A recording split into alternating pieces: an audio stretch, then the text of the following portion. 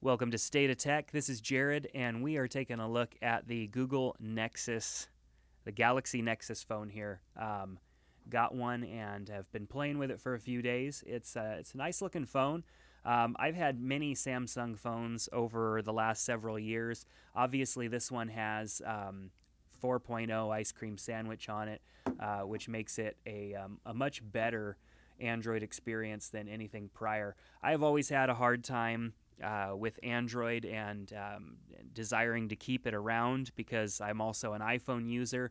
And 4.0 Ice Cream Sandwich has been the first Android operating system that has allowed me to get things accomplished as quickly using an Android phone as I could with an iPhone. Now, not to say that it's processor speed or anything like that has anything to do with it, because obviously a lot of Android phones are more powerful when it comes to hardware than an iPhone is. However, just the ease of getting through things like email and calendar and all that stuff has been faster for me on the iPhone. But with this version, it's a lot quicker. So let's just take a look at the UI. Obviously, we've got our pull-down menu here with 4.0. Looks pretty standard.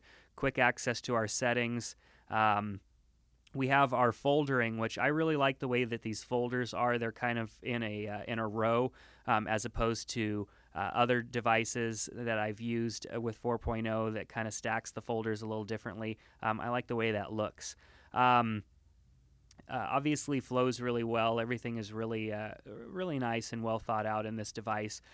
This is the unlocked version for that I've been using on AT&T. I currently don't have a SIM card in it, took that out, but was using this device on AT&T. And here in the US, on AT&T, this phone obviously is not a recognized phone from AT&T, so AT&T is going to recognize it as a 3G phone, which is what it is, and you will get decent download and upload rates. However, I have experienced a little bit of dropped data connection from time to time, and I don't know if that's an AT&T thing or whether or not it's with this device. So our app screen is a scroll. I love the way that it that it works. Obviously, each device manufacturer has a different way that this appears, with the widgets appearing just like this, and pretty uniform when you get into those settings. However, each device, it seems to look a little bit differently. The internet's relatively quick. Everything's really responsive on this device. Obviously, like I said, I've pulled out my SIM card, so I'm not connected to a data right now. I am connected to Wi-Fi. The buttons I really like. However, if you're used to a phone that has its buttons more closer to the edge, you'll find yourself tapping on the bottom of the phone when really you have to tap right here. That's something that took me a little bit to get used to. In 4.0, we're also less one button. You're probably used to seeing 4 buttons down below.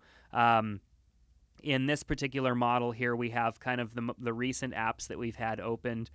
You can just tap easily right here and jump between previously opened apps, which is a feature that I really like. That's a 4.0 feature, not a Galaxy Nexus feature. However, I really like it. Usually when you're inside of an application, and let's just go into Twitter, for example, your settings and everything will show up down here in the bottom right-hand corner in most cases. So that settings button kind of just appears off to the side, which is cool because it keeps it out of the way. It's less buttons that I have to worry about accidentally tapping. So overall, just really nice. I like the way that that this device works.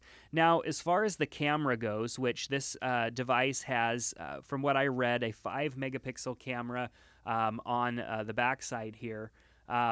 This actually takes a really good photo, considering that most devices that have recently came out are 8 megapixel. Now, what you get with megapixel, in case you're not too familiar with what all that means, is just a higher resolution photo. So you can print the photo larger.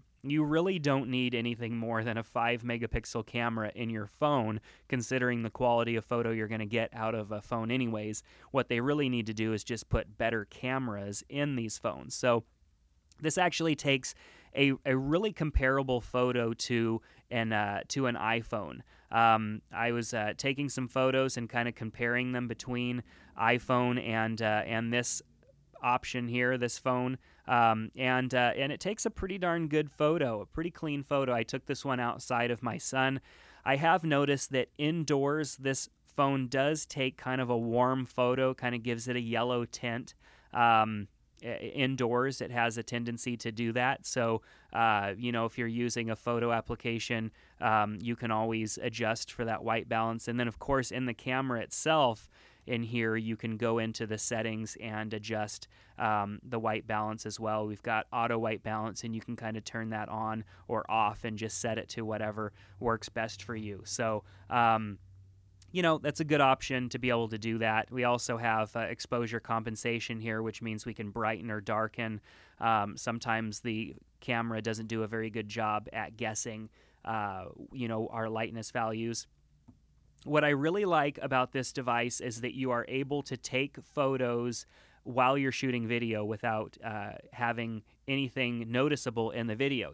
Usually when you take a photo in the middle of a video, it actually stops the video, or maybe it doesn't even give you the option at all. And in this case, it actually allows you to take a photo in the middle of shooting video, which I think is a really neat feature. Overall, this device is pretty general as far as Android 4.0 goes. It is a fast device. The graphics are really nice. I enjoy this device. However, it's just not as high resolution as some other devices. For example, the HTC One X. The screen resolution isn't any different between the two devices as far as the quality of the screen inside the phone. However, the way that the glass on the phones are, obviously it looks a little bit more vibrant on the other devices.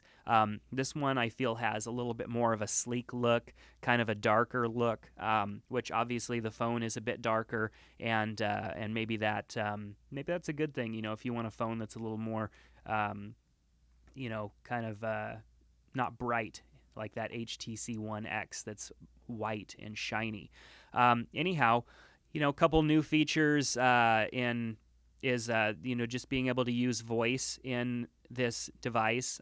This works synonymously through other Android devices that are using 4.0. But let me tell you what, it works really well. And some people will say, oh, well, Siri works great on the iPhone. Well, the integration of being able to use voice in search and everything with Google on this device is just as good, maybe even better. So, is this a device that's good for the price? I say it's excellent for the price because you can get this unlocked non-carrier specific version for $399, which is a really good price, considering it comes with quite a bit of memory, and it's something you probably wouldn't fill up too quickly. 32 gigabytes is a pretty generous amount of storage for an Android phone. And of course, if you're using your Google Cloud Drive or even perhaps your Dropbox, you're able to kind of offset that a little bit.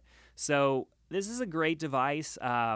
I want to do a comparison between it and the HTC One X. Hopefully I'll get a chance to do that and show it to you guys.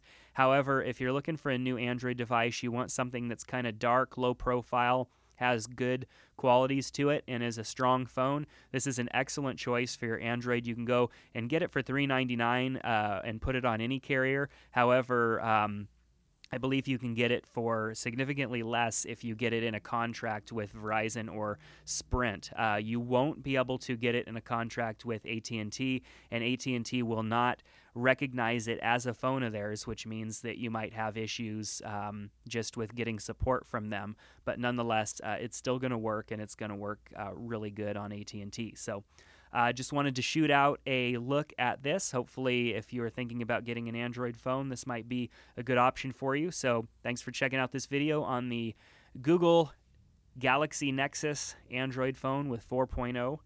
We'll see you next time.